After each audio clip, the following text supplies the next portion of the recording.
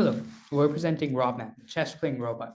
The goal of this robot is to build something that's able to move chess pieces on a board, and ideally have very minimal setup, which means no modifications to the board or pieces. In addition, we wanted to simplify the project and only focus on the manipulation. No chess engine, no stockfish. Our manipulation setup was a Kuka-Iwa arm with a gripper-mounted camera. You can see the setup right here. We have a little camera. And here's the camera when the Kuka-Iwa arm enters like an observation state. In general, the way the system works is we have a planner that decides on the new trajectories. Because we don't care about speed, we can just use any solver, in this case, a differential inverse kinematic solver, to command the movement. And then once a planner notices that a trajectory is finished, it'll replan the next trajectory according to the next move that we request. And for this, we implement it as a state machine. The first state in the state machine that the planner runs on is the init state, where it commands the robot to move to a known position above the chessboard. Then moves into the observe capture state, where it moves to a pose where the camera is looking at the spot where it's going to eventually place the piece to check if there's a piece that needs to be captured. If so, then it'll move on to the capture state. If not, it'll go to observe the pick spot. In the event of needing to capture a piece, it'll move into this capture state and fling the piece off the board. It'll then go to the observe move state, where it moves to a position where the camera is going to be observing the piece that it wants to pick up. The robot then takes in the camera input, finds an ideal grasp, and goes to the make move state, where it will now create a trajectory to grip the piece, move it to a new location, and then release the piece before moving back to the init position.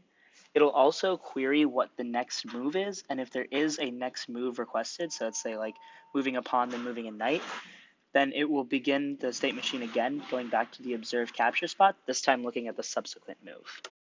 When the robot is in these observed states, it needs to figure out what the grasp would be to pick up the piece that's present on the square. Our original idea was to use analytical antipodal grasps, given the point cloud of the piece, but ran into some issues because we only use one camera, which means we were missing information about the back and sides of the pieces that would be needed to find grips. Instead, since the pieces are symmetrical around the z-axis and rotation doesn't matter, we were able to choose a grip based on estimating what the x and y location of the piece was, and then translating to some known pose to pick it up. We estimate the x and y location of the piece by first looking at what is above the grid location and cropping out the point cloud that would include the piece we want to pick up. We then find the mean x-axis, which in this case is left to right in the camera frame, to find where the center line of the piece is.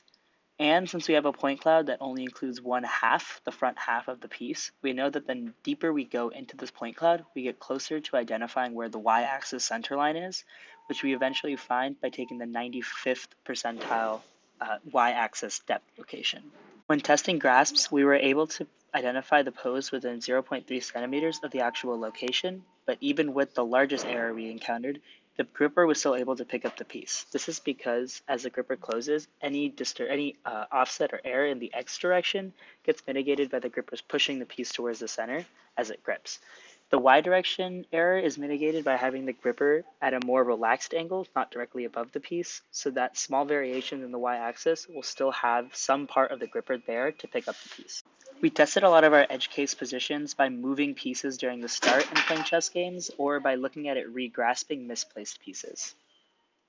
Next steps, yeah, for the most part, the next steps are obviously going to integrate this into a chess engine. That would be really cool to play against. However, we need a couple more things to be able to do that, because currently we don't actually care about the piece that's on a particular square. We just care about the object that's on a particular square. So we need to build like a segmentation model as well as like a separate state in the state machine called like a board observation state in order to look at the board and then feed this into the chess engine and then get back a move and then continue with the rest of our manipulation system.